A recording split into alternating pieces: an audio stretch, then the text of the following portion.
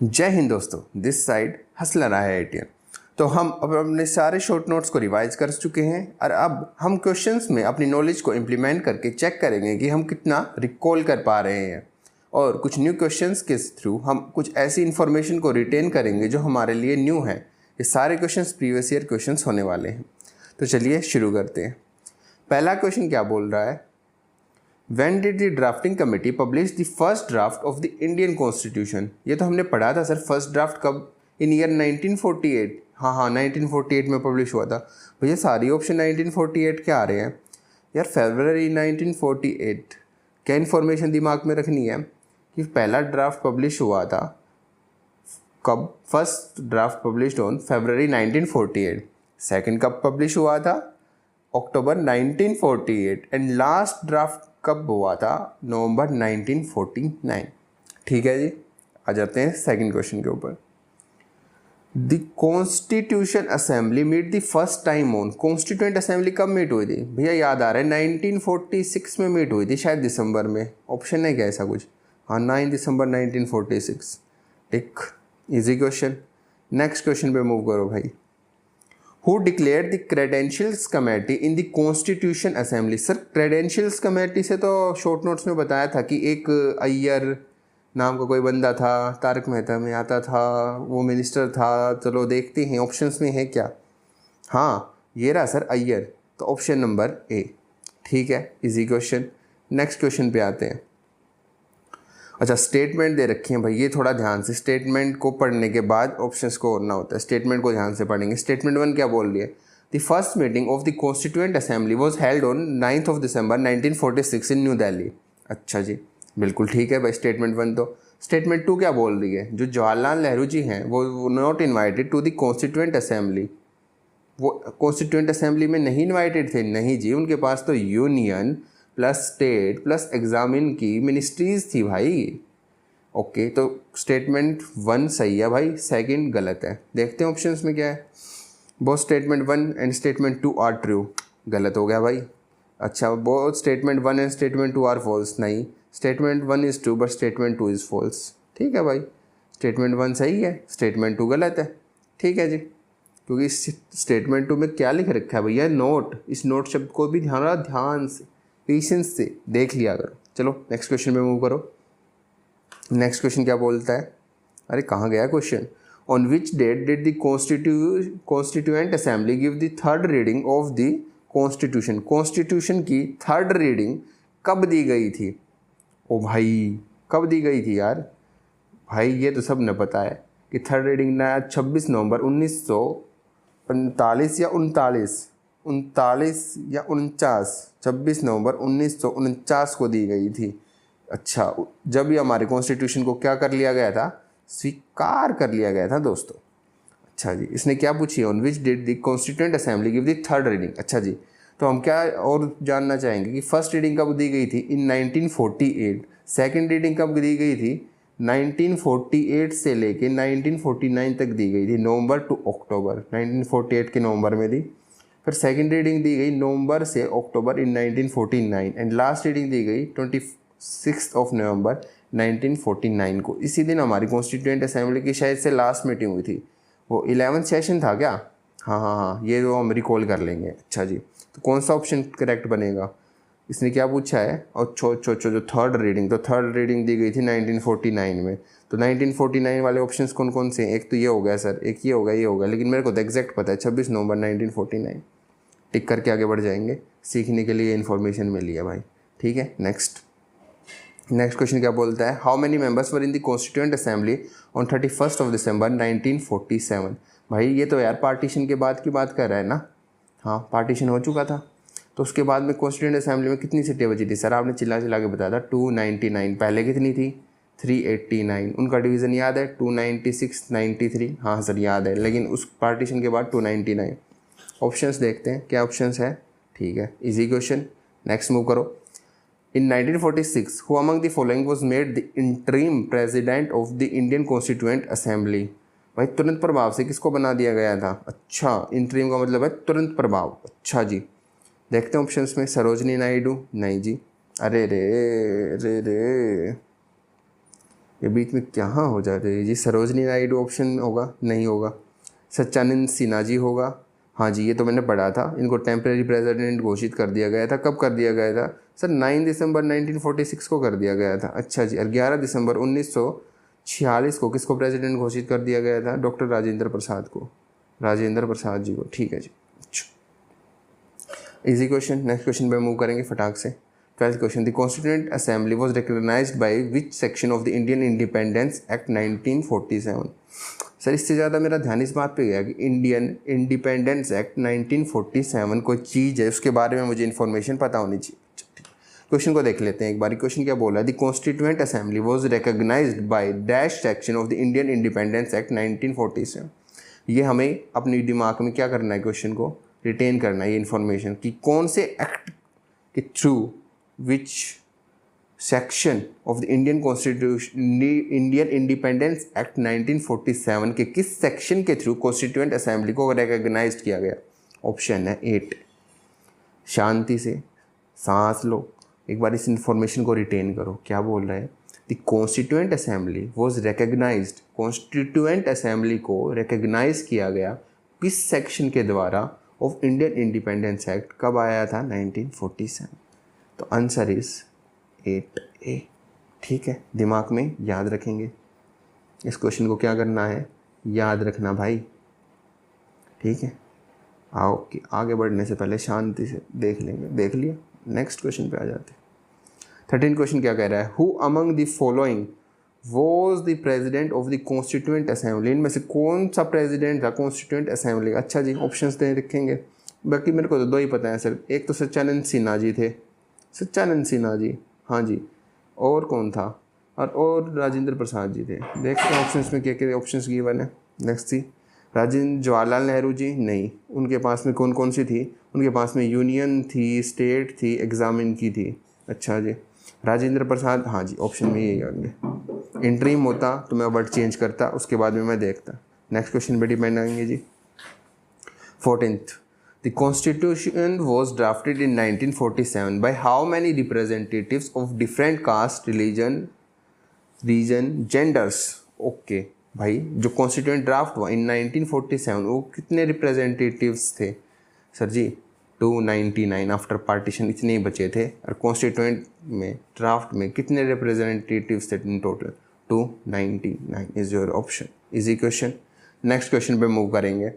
When was the 10th session of the Constituent Assembly held? भाई कितने session हुए थे इन टोटल? पहले तो ये बताओ।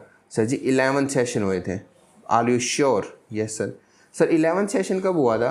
सर 1949 26 नवंबर, 1947 26 नवंबर। अच्छा, तो 10th सेशन कब हुआ था? सर ये नहीं पता।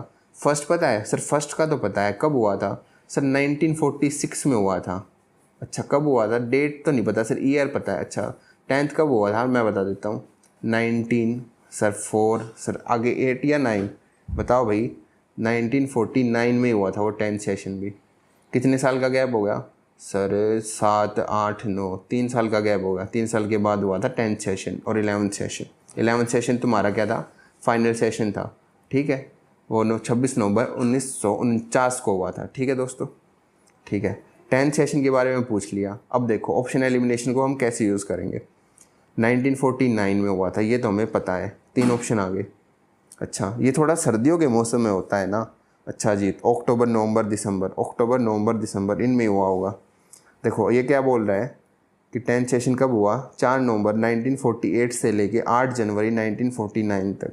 ना सर, ये तो ऑप्शन एलिमिनेट होता लग रहा है मुझे, क्योंकि 10th सेशन की बात 1948 से 1949 के बीच में कर रहा है सर। ये तो अजीब सा लग रहा है ना, काटो। सर ये वाला देखते हैं, 6 से 17 अक्टूबर। सर अक्टूबर है 1949, ये हो सकता है, मैं इसके बारे में श्योर नहीं हूँ। एक बार और ऑप्शन देखता हूँ। सर ये मई से जून में 1949, नहीं यहाँ पे तो हो ही नहीं सकता सर, तो ऑप्शन बचाइए। तो कई बार हमें थोड़ी बहुत इन्फॉर्मेशन भी अगर रिकॉल हो जाए तो हम क्वेश्चन को अटैम्प्ट कर सकते हैं बाय एलिमिनेशन। एलिमिनेट कर सकते हैं हम ऑप्शंस को, लेकिन थोड़ा पेशेंस से करेंगे तो हो जाएगा। 16 क्वेश्चन को अटैम्प्ट करो। During the framing of the Indian constitution the constituent assembly held of 11 sessions. अभी बताया था ऊपर, ठीक है, with sitting spread for how many days, कितने दिन वो सिटिंग चली थी। अरे भैया सारी इन्फॉर्मेशन रिटेन करवाओ। 64 लाख रुपए लगे थे। अच्छा टाइम कितना लगा था, 2, 11, 18, 2 साल 11 महीने और 18 दिन। ठीक है जी। अच्छा कितनी सीटिंग्स और कितने दिन लग गए थे ड्राफ्ट बनाने में या और कुछ करने में। जो 11 सेशन हुए थे with sitting spread for how many days. भाई साहब सर ये तो टोटल हमारे कॉन्स्टिट्यूशन में आया था। कॉन्स्टिट्यूशन के लिए इतना खर्चा आया था, इतने दिन लग गए थे। पर ये क्वेश्चन क्या पूछ रहा है, framing of the Indian constitution the constituent assembly held of 11 session. ठीक बात है sir, with sitting spread for how many days.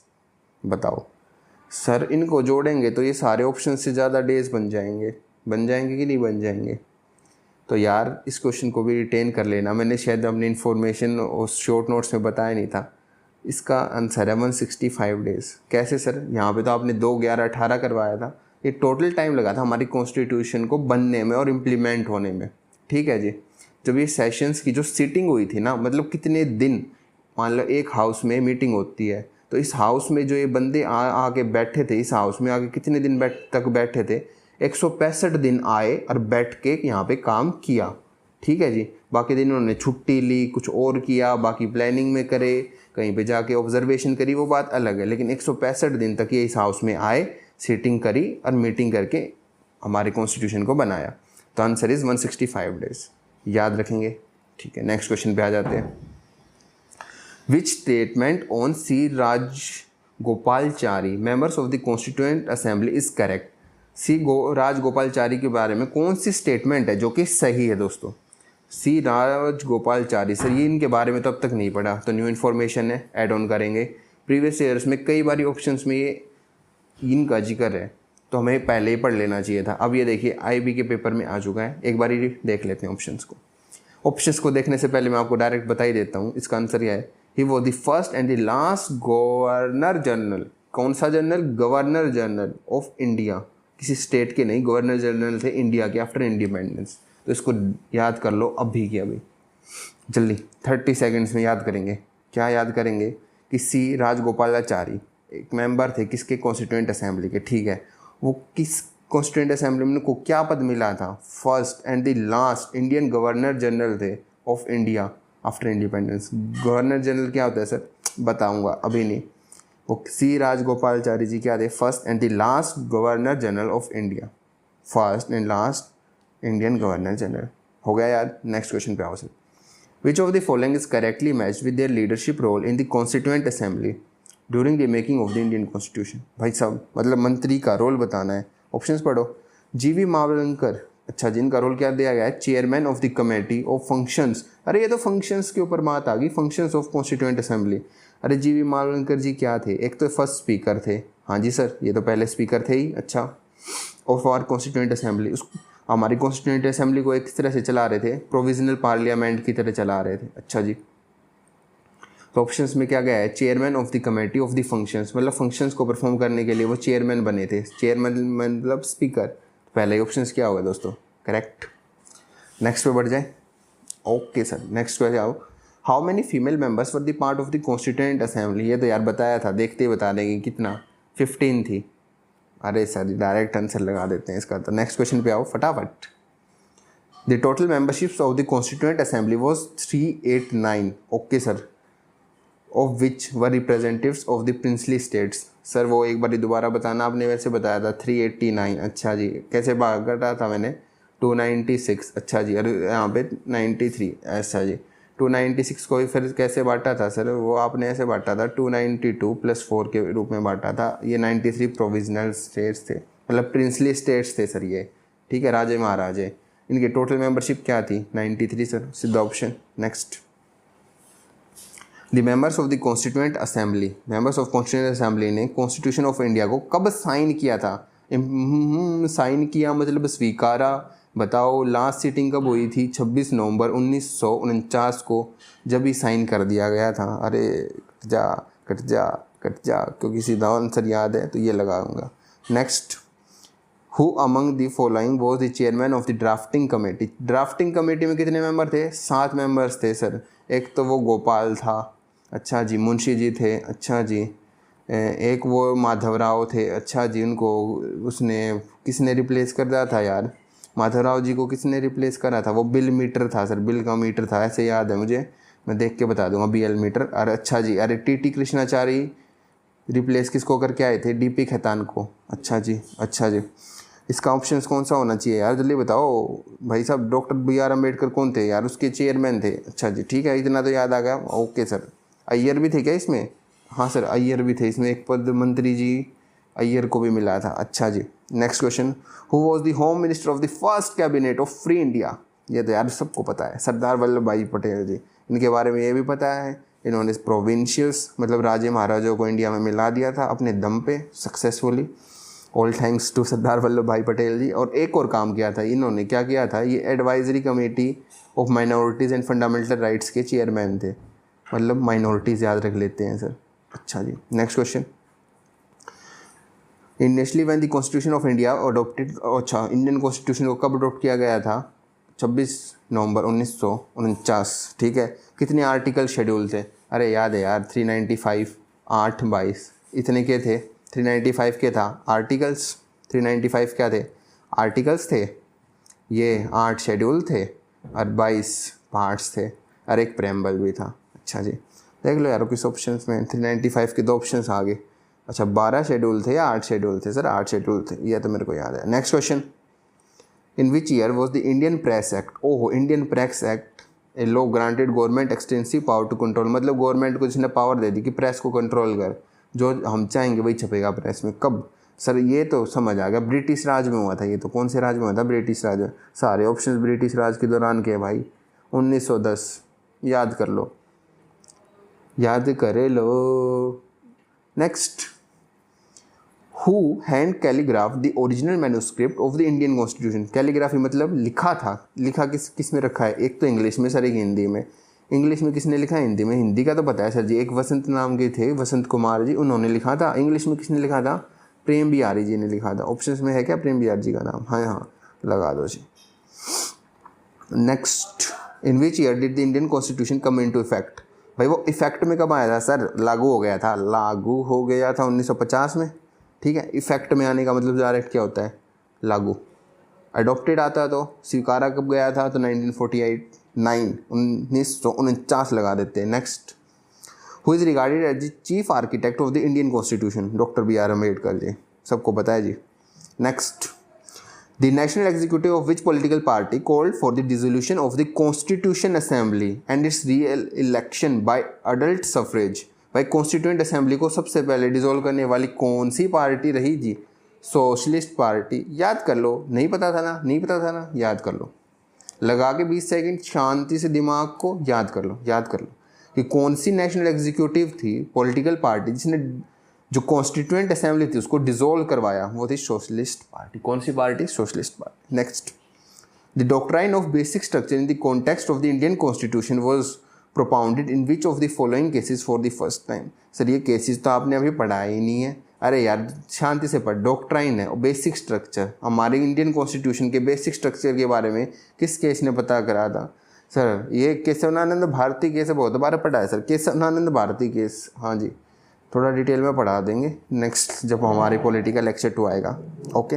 Next पे मूव कर लेते हैं फिलहाल तो, who among of following headed the advisory committee of fundamental right minorities and tribal, अरे सर ये अभी पढ़ा के आए थे सरदार वल्लभ भाई पटेल जी, माइनॉरिटीज़, अरे ये ऑप्शन है, चलो आगे बढ़ जाओ।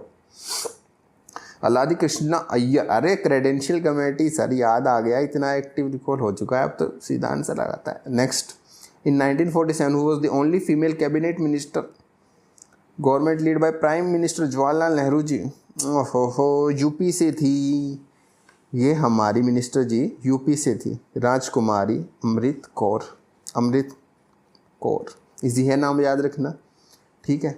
एक बार बड़े ध्यान से सोच देखना बच्चे, ये क्या थी, ओनली फीमेल कैबिनेट मिनिस्टर थी, केवल एक फीमेल थी जो कैबिनेट मिनिस्टर बनी थी, गवर्नमेंट जो किसके द्वारा लीड की गई थी, मतलब प्राइम मिनिस्टर कौन थे, जवाहरलाल नेहरू जी, ठीक है। राजकुमारी अमृत को लगाओ, 10 सेकंड लगाओ, याद हो जाएगा, हो गया, राजकुमारी अमृत कौर, हो गया, हो गया। नेक्स्ट, चलो मूव करते हैं नेक्स्ट क्वेश्चन पे। Doctor B R Ambedkar was appointed as the dash of the independent India in 1947। अच्छा जी, उनको लॉ मिनिस्टर बनाया था जी।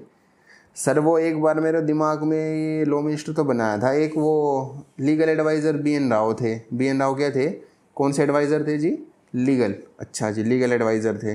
और वो एम एन रॉय का क्या चक्कर था जी? एम एन रॉय उन्होंने 1934 का चक्कर था जी, बस इतना याद रखो। Next, who was elected the first president of the country after independence on 26 जनवरी 1950। अरे सर राजेंद्र प्रसाद जी होंगे। नेक्स्ट, जल्दी जल्दी चलो जी। Who among the following played a pivotal role in drafting Indian constitution and often referred the father of Indian constitution? Sir article 21 कुछ याद आ रहा है। अरे रुको रुको, बस इतना याद रखो, doctor B R Ambedkar drafting committee के ये चेयरमैन भी थे। कौन सी कमेटी के चेयरमैन थे सर? चेयरमैन कौन सी कमेटी के थे sir? Chairman draft committee spelling देख लेना भाई अपनी अपनी, 7 मेंबर थे उसमें, ठीक है जी। Who among the following while praising the amending feature of the Indian Constitution said? अरे कॉन्स्टिट्यूशन said मतलब बातचीत, मतलब कमेंटबाजी होगी दोस्तों, कमेंट करेंगे अब लोग, कमेंट करेंगे लोग। अच्छा जी, देखो ये याद करने वाला क्वेश्चन है, इसके ऊपर मैं आपकी 2 मिनट खाऊंगा, बिल्कुल खाऊंगा। कई बार यहाँ जाता है किसने क्या कमेंटबाजी करी थी। देखो जो ये जी ऑस्टिन, याद रखो आप, जी ऑस्टिन जी ने क्या कमेंटबाजी करी थी कि जो हमारा कॉन्स्टिट्यूशन है वो कॉर्नर स्टोन है नेशन का। जी ऑस्टिन ने क्या कमेंटबाजी की थी दोस्तों? जी ऑस्टिन ने कमेंटबाजी की थी जो हमारा कॉन्स्टिट्यूशन है वो कॉर्नर स्टोन है नेशन का। हो गई याद, बात ख़त्म। अच्छा जी, आईवर जैनिंग को मैं ऐसे रखता हूँ, आई जैनिंग। अच्छा जी, इन्होंने कमेंटबाजी की थी टू लॉन्ग टू रिजिड। क्या है सर ये टू लॉन्ग टू रिजिड? अरे अपना जो कॉन्स्टिट्यूशन है ना उसको कहा था too long too rigid constitution, मतलब बहुत लंबा है, बहुत रिजिड है। अच्छा जी, आई जैनिंग ने कमेंटबाजी की थी। अभी जो क्वेश्चन है उसकी कमेंटबाजी की थी केसी वीरे ने। इन्होंने क्या कमेंटबाजी की थी? इन्होंने प्रेज किया था अमेंडमेंट को 368 आर्टिकल के द्वारा हुई थी, जो हमारे किस में हुई थी सर जी? कॉन्स्टिट्यूशन में हुई थी। एक बार दोबारा क्वेश्चन दिखाना सर, क्या क्वेश्चन था? अरे भाई ये पूछ रहा है कि किसने प्रेज किया था amending feature of Indian constitution को, हमारे संविधान में अमेंडिंग फीचर को किसने प्रेज किया था, उसकी तारीफ की थी, वो थे केसी वीरे। अच्छा जी, ये लास्ट वाला ऑप्शन क्या है सर? एच.एम. सेरा। मैं इसको ऐसे रखता हूँ, अरे वो एक ब्रांड आता है एच.एम. करके, एच.एम. सेरा, याद रखो, एच.एम. सेरा। इन्होंने क्या करा था, एक बुक लिख दी थी, proper book, constitution law of India के ऊपर। देखो भाई ये 4 बंदे हैं, चारों की कमेंटबाजी एक बार दोबारा देखो शांति से। जी ऑस्टिन ने क्या बोला था? कॉन्स्टिट्यूशन कॉर्नरस्टोन है नेशन का। आई जैनिंग ने बोला था too long too rigid constitution है। केसी वीरे ने प्रेज किया था amending feature of our constitution 368 article के द्वारा। याद रखो, इस आर्टिकल को डिटेल में पढ़ाऊंगा, लेकिन praise amending feature of constitution 368 article. और एच.एम. सेरा ने क्या करा था सर? इन्होंने एक बुक ही लिख दी थी, कॉन्स्टिट्यूशन लॉ ऑफ इंडिया। केसी वीरे तो सर वैसे भी इंटरेस्टिंग नाम लग रहा है, केसी वीरे।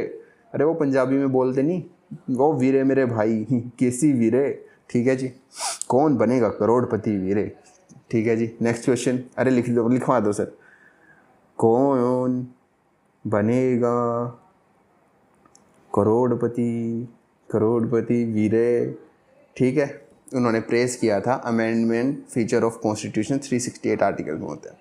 नेक्स्ट क्वेश्चन पे बढ़ते हैं सर फटाफट। Indian constitution came into force, अरे लागू कब हुआ था सर? 26 जनवरी 1950 को। अच्छा जी, नेक्स्ट क्वेश्चन पे ऊपर बढ़ते हैं सर।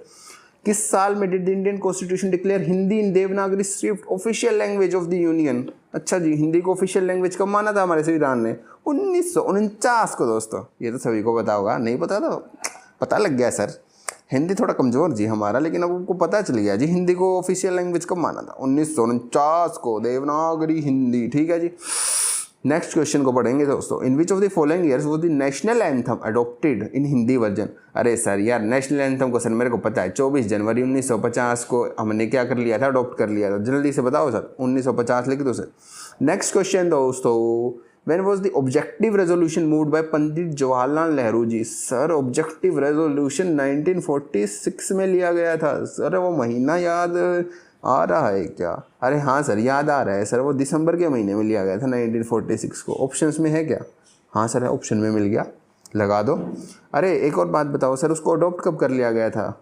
ऑब्जेक्टिव रेजोल्यूशन को अडॉप्ट कर लिया गया था 22 जनवरी 1947, मतलब 1 महीने के अंदर अंदर अपनी बातचीत बन गई थी दोस्तों। Next question, when the constitution day observed in India.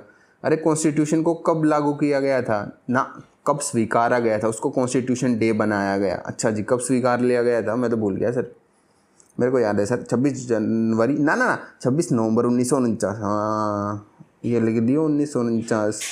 Next question के ऊपर मूव कर भाई, जल्दी जल्दी। Who among the following is called father of Indian constitution. Sir कितनी बार बताऊं, doctor B R Ambedkar sir, कितनी बार बताऊं, आपको याद क्यों नहीं होता? हो गया भाई।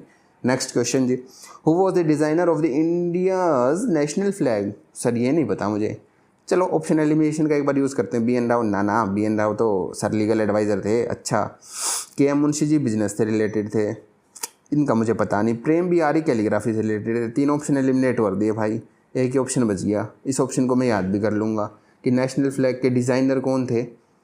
पिंगल वेनक्या, पिंगल वेनक्या, पी वेनक्या याद कर लूँ, पी वेनक्या, वेनकाया, पी वेनकाया याद कर लियो दोस्तों। नेक्स्ट क्वेश्चन के ऊपर बढ़ो बच्चों, who among the following personality appointed at the legal advice. अरे सर बी एन राव, अभी कितनी बार रिकॉल करके आए हैं, सीधा लगाएंगे सर।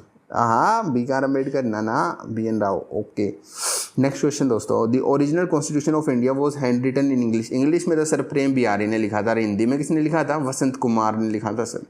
ऑप्शन को जल्दी से लगाइए मित्रों, प्रेम बिहारी जी आपने इंग्लिश में लिखा था, वसंत कुमार ने किस में लिखा था दोस्तों? हिंदी में। Next question please, who among the following personalities chief draftsman of the constituent assembly. अरे sir doctor B R Ambedkar. Chief draftsman constitution assembly का पूछा है sir, doctor B R Ambedkar तो ऑप्शन में नहीं है, वो तो मैंने चीफ ड्राफ्टमैन नहीं माना था। चीफ ड्राफ्टमैन कौन था भाई कॉन्स्टिट्यूएंट असेंबली का? Sir S N Mukherjee. अच्छा ये तो याद आ गया तुझे। एक और बात बता यार, एक आई वी एच आयनगर ऐसा कुछ था सर, IINGAR, हाँ आयनगर, इनको क्या मानना था मैंने, क्या था ये आयनगर जी? रिकॉल करो जल्दी, 5 सेकंड तुम्हारे पास। आयनगर क्या था सर? ये सेक्रेटरी थे। अच्छा सेक्रेटरी थे, किसके सेक्रेटरी थे आयनगर जी? कॉन्स्टिट्यूएंट असेंबली के। स्पेलिंग में आई है, आयनगर। ठीक है जी, याद रखियो भाई, इंपॉर्टेंट है, एक्टिव रिकॉल में रिवाइज होना चाहिए तुम्हारे पास। ठीक है ओके। अरे देखो यहाँ पे ऑप्शन भी HVR आयनगर मैं इनका एग्जैक्ट नाम मैं भी भूल गया था ना, लेकिन मुझे आयनगर याद था। तो ये क्या थे? ये सेक्रेटरी थे किसके? कॉन्स्टिट्यूएंट असेंबली के। नेक्स्ट क्वेश्चन के ऊपर आओ, जल्दी आओ बच्चों। वो among the following wrote calligraphic style in Hindi version में तो सर अभी पढ़ के आए हैं, कौन थे? वसंत कुमार जी थे सर। ओके वसंत कुमार थे, यहाँ पे कृष्णा हो गया है। अच्छा चलो कोई बात नहीं, ऑप्शंस में शायद टाइपिंग एरर आ गया होगा। The structural part of the Indian constitution is to large derived from the act. अच्छा 1935 government of India act, government of India का एक्ट 1935 स्ट्रक्चरल पार्ट, जिसमें एडमिनिस्ट्रेटिव पार्ट को हमने किससे? ब्रिटिश गवर्नमेंट से एग्जैक्टली उठा रखा है, सबको पता होगा। हाँ सर हिस्ट्री में पढ़ा तो था, अब याद भी आ गया। चलो next, with reference to the constituent assembly which of the following statement is true. Statement पढ़ो भाई सारी। कॉन्स्टिट्यूएंट असेंबली, अच्छा Indian membership of commonwealth in 1947। Sir 1949 में ली थी शायद से सर, क्योंकि फ्लैग आया था 1947 में तो सर, वो 22 जुलाई को आया था सर। अच्छा 22 जुलाई को क्या आया था? नेशनल फ्लैग आ गया था सर। अच्छा जी, assembly adopted the national anthem in January 1950। Sir ये स्टेटमेंट तो ठीक है सर, करेक्ट ही पूछी थी सर, ऑप्शन बी ठीक हो चुका है सर। एक बार ऑप्शन सी को और पढ़ लिया भाई, constituent assembly adopted the national song. Sir वो भी कब आया था ना, 1950 में लिया था बंकिम चटर्जी ने। Assembly adopted national flag in 1949 ना सर, 1947 में ले लिया था। कॉमनवेल्थ की मेंबरशिप 1949 में ली थी। सारी इन्फॉर्मेशन रिकॉल करवा दी है, कोई दिक्कत परेशानी नहीं sir. Next question please, who was the chairman of the house committee of the constituent assembly. House Ramaiah भैया, अवस्था भैया, अरे सर रमैया भैया, सीतारमैया, हाँ ये ऑप्शन है। अच्छा next question please, GV Mavalankar was the chairman of the. GV Mavalankar तो सर फंक्शंस कमेटी के मेंबर थे, अभी एक्टिव रिकॉल में रिवाइज हो चुका है। Among the following was the one of the speaker of Jawaharlal Nehru to address the parliament, मतलब आज़ादी वाले दिन। अच्छा पार्लियामेंट को एड्रेस करने वाले जवाहरलाल नेहरू जी के बाद कौन थे? सर याद कर लो इस इन्फॉर्मेशन को, डॉक्टर सर्वपल्ली राधाकृष्णन जी थे। रिकॉल करो, याद करो। नेक्स्ट क्वेश्चन के ऊपर बढ़ो भाई फटाफट। Which year did Motilal Nehru ji chairman and 8 Congress leader draft a constitution for India? इसे बोलते हैं नेहरू रिपोर्ट। कौन सी report? Nehru report. Nehru report कब दी गई थी सर? 1928 में। अब ये इन्फॉर्मेशन तुम्हें बता दी है, याद हो जानी चाहिए। इस इन्फॉर्मेशन को फटाफट क्या करेंगे? याद करेंगे मित्रों। Next question please. Who among the following is not a minister of cabinet plan 1946? इनमें से कौन सा मिनिस्टर नहीं है? अरे वो अंग्रेजों के 3 पढ़े थे, LAC लॉस। अरे नहीं भाई, लॉरेंस भाई थे, अलेक्जेंडर भाई थे। सी तो मेरा फेवरेट है, क्रिस्पी क्रिस्पी चिप्स क्रिस्प भाई, स्टैंड ऑफ क्रिप्स ये तो था। लॉर्ड वेवल ना सर, ये तो नहीं पढ़ा। लॉरेंस तो था, अलेक्जेंडर क्रिप्स ये तो था। तो इनमें मेरे तक पूछा है नोट। हाँ सर नोट, तो option number B. Next question sir. Who is the author of the Indian national anthem? किसने लिखा था जी, जल्दी बताओ। रविंद्रनाथ टैगोर जी ने लिखा था। और हमने अडॉप्ट कब करा था सर? 1950 में अडॉप्ट करा था, या 1900 कब अडॉप्ट करा था सर? मैं भूल गया तो सर 1950 में अडॉप्ट करा था। हाँ पक्का हाँ। और अच्छा सर, इंडियन नेशनल एंथम भी 1950 में, और वो नेशनल सॉन्ग भी 1950 में अडॉप्ट करा था। नेशनल सॉन्ग क्या है? वंदे मातरम, बंकिम चटर्जी। अच्छा जी, कौन था इंडियन नेशनल एंथम का होता है? रविंद्रनाथ टैगोर। आसान question. Next question. Which of the following date the British empire transfer power to constituent assembly? अरे जब अंग्रेज जाएंगे जब भी तो पावर ट्रांसफ़र करेंगे। हिस्टोरिकल डे, हमारी आज़ादी का दिन 15 अगस्त। अच्छा जी। Next. Who was the chairman of the advisory committee on fundamental rights and minority? अरे सर कितनी बारी, लेकिन एक बात है इसमें। Who was the chairman?